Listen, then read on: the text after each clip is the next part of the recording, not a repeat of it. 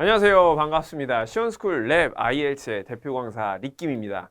오늘은 제가 아주 특별한 선물을 준비했는데요. 네, 시크릿 IELTS입니다, 여러분. 우리 시원스쿨 랩에서 아주 거대하게 프로젝트를 하나 짰는데 그게 뭐냐?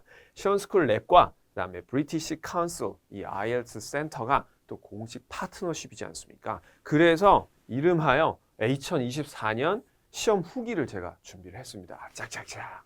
너무 제가 재미있게 보고 온 시험이기도 하고요. 유익했던 시험이거든요. 그래서 도대체 이 Recent IELTS Actual Test는 요즘 어떤 트렌드로 방향이 흘러가느냐를 제가 아주 면밀하게 조사를 해왔습니다. 그래서 오늘 목차부터 살펴볼 건데요.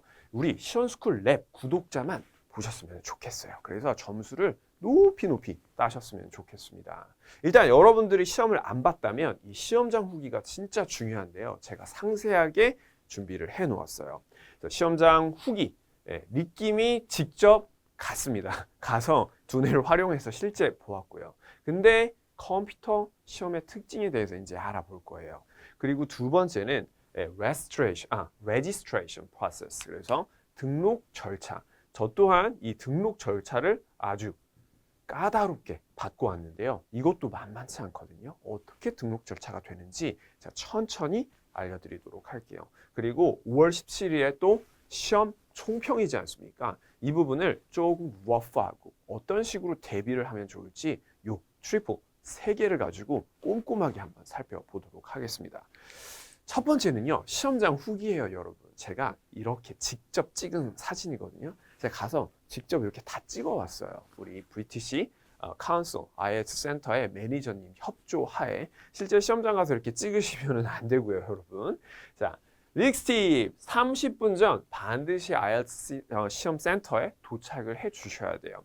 그래야지 충분하게 여권 검사와 여권 사본을 대조하면서 여러분들이 시험에 입장할 수 있는 컨디션이 만들어질 수 있고요. 그리고 모든 짐, 여러분들이 갖고 있는 스마트폰, 그리고 워치, 뭐 아니면 하다못해라도 링이라든지 이런 것들 있죠. 모두 다 사물함에 보관하셔야 돼요. 왜 그러냐면 이런 부분들은 우리 채점관 혹은 이제 감독관, 인비질레이터라고 하죠. 모두 캔디데이트의 그런 건강이라든지 아니면 이런 신변을 보호하기 위해서 정말 필수적이에요. 그래서 천천히 잘 따라주시면 좋겠고 영국문화원의 우리 매니저님의 포인트는 여권 사본을 꼭 챙겨달라. 특히 이 영국문화원 시스템은 아주 철저하기 때문에 이런 부분들이 계속 완성이 될수록 여러분들이 빨리 입장할 수 있게 될 거예요. 자, 두 번째, 등록 후 의자에 앉아 이제 순서를 기다리시면 돼요. 저 또한 캔디데이트처럼 이렇게 앉아서 대기했는데 이렇게 캔디데이트의 의자들이 있고요. 한 10개 정도 이상이 있어요. 복도에도 위치해 있거든요. 그래서 여러분들이 대기 시간에 공부가 가능해요. 그래서 우리 사람은 단기 기억이 높지 않습니까? 그럼 메모리를 최대한 활용해서 저 릭김은 라이팅하고 스피킹을 진짜 많이 봤거든요. 근데 실제로 제가 봤던 토픽에서도 몇 개는 나왔어요. 그러니까 여러분들이 충분히 할 수 있는 거 있잖아요. 여러분의 직업, 뭐 work study라든지 아니면 이런 accommodation이라든지 이런 것들은 충분히 공부를 하고 들어가면 둘 중 하나는 무조건 걸리게 돼 있어요. 그래서 입을 풀어서 워밍업을 좀 해주셨으면 좋겠어요. 진짜 강추입니다. 근데 어려운 건 하지 마시고요. 자, 이제 세 번째입니다. 번호에 따라 이제 지정된 장소에 순서대로 앉는데요, 여러분. 이제 여권 검사를 통해 가지고 많이 이제 뭐 본인의 주소라든지 이런 거 다 검사를 하거든요. 그리고 나서 대기하고 이제 실제 시험이 나오면 번호를 부르거나 사람의 이름을 불러주게 돼요. 그러면 본인의 아이디와 비밀번호를 부여받게 되거든요. 이제 이 부분은 컴퓨터 룸에 들어갈 때 의미를 하는데요. 컴퓨터 룸이라는 것은 뭐냐? 여러분들이 알다시피 이제 리스닝과 리딩, 라이팅을 한 번에 이 PC방 같은 데서 보게 되거든요. 게임이라고 생각하시면 좀 편하게 볼 수 있을 것 같고 들어오기 전에 여기 부분, 이 입구 전에 여러분들이 이제 비밀번호를 부여받기 전에 들어오게 돼요. 그러면 여기 앉아서 이렇게 비밀번호를 종이로 하나씩 piece of sheet 주게 되거든요. 그때 입력해서 로그인을 하시면 되고 모니터 높이 그리고 스피커 볼륨 그리고 이제 폰트 사이즈 모두 다 개인의 프레퍼런스에 맞게 조정이 또 가능해요. 이 안에서 이렇게 배경화면 설정하듯이 천천히 우리 영국문화원의 스태프 멤버들이 다 알려줍니다. 깨알같이. 그러니까 너무 부담스러워하지 마시고요. 저는 좀 목 디스크가 있는 편이라 이렇게 모니터를 좀 더 높여서 봤거든요. 그런 점은 너무 좋았어요, 개인적으로. 그리고 소리도 많이 나지 않고 되게 넓었습니다. 되게 퍼스널 스페이스가 넓어요. 특히 이 시청 영국문화원 있죠. 독보적입니다. 제가 볼 때. 세 번째는 본인의 남은 시간을 초단위까지 볼 수 있다는 게 진짜 특장점이었어요. 이제 제가 2년 정도 전에만 IELTS를 봤었어도 이 초단위로 보긴 힘들었어요. 예를 들면 이제 시험 시간이 이제 59분에서 뭐 예를 들면은 이제 01분이 남았다라고 하면 보통 1분 안에서 거의 끝나고 59초부터는 안 나왔거든요. 그럼 언제 끝나는지 모르니까 되게 당황스러웠단 말이에요.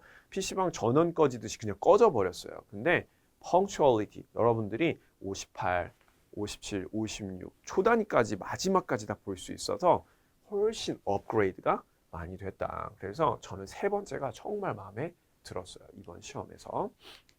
그리고 채점관과 이제 스피킹 시험에 대해서 얘기를 한번 해볼게요. 여러분들이 스피킹 시험을 아마 먼저 볼 수도 있고 나중에 볼 수도 있어요. 그건 이제 부킹 그 타임에 따라 좀 달라지고요. 저는 먼저 봤거든요. 저는 먼저 보는 것을 선호해요. 그래서 스피킹을 먼저 보고 그다음에 리스닝, 리딩, 라이팅을 나중에 봤는데요. 이제 15분이에요. 근데 학생에 따라서는 뭐 10분이나 이렇게 끝나버릴 수도 있고요. 그 이상 15분 이상은 절대 연결되지 않아요. 왜냐? 그 다음 응시자들이 계속 대기하고 있기 때문에. 자, 모든 스피킹 시험은요, 기출 토픽에 근거하여 출제가 돼요. 그래서 문제은행, 그래서 question bank라고 얘기를 하고요. 여기 보시면 보통은 입구 쪽이거든요. 여기가 입구라고 하면 들어옵니다. 그래서 candidate number 3, 4, 5, 5 이렇게 해서 3, 4, 5 이런 식으로 부르면은 앉으시면 돼요. 그리고 여기가 이제 우리 채점관이 앉는 자리인데요. 여기서 이제 문제은행 그 책을 가져와 가지고 채점관이 지속적으로 물어봅니다. 그래서 그 근거하여 출제하기 때문에 여러분들이 거기에 이제 답변하는 훈련이 아주 중요하고요. 특히 파트 1하고 2는 거의 픽스예요. 파트 1, 2는 거의 질문을 바꾸기가 힘듭니다, 여러분. 특히 파트 1도요. 질문을 통상적으로 있는 그대로 읽습니다. 거의 대부분. 근데 파 3부터는 포인트가 하나 있어요. 이번에도 아주 강하게 느낀 건데요. 응시자의 상황에 맞게 채점관의 이 디스크레션이라고 하죠. 질문 및 지속적인 꼬리 질문 유도가 가능해졌어요. 그래서 원래 가능했고요. 꼬리 질문이 유도가 가능하기 때문에 여러분들이 충분히 본인의 상황에 맞게 계속 질문의 개수가 달라질 수도 있고 더욱더 많은 예시를 달라고 한다거나 더 많은 원인 혹은 해결, 장단점 모두 물어볼 수 있습니다. 그래서 채점관이 귀찮게 한다고 해서 여러분들이 너무 낙담한다거나 압박을 받을 필요 없어요. 점수를 더 주려고 하는 그런 포인트, 긍정적 시그널이라고 보시면 돼요. 자, 이제 registration process에 대해서 이제 알아볼 거예요. 총 5개인데요. 제가 슬쩍슬쩍 얘기를 해드렸을 거예요. 첫 번째, 신분증 확인.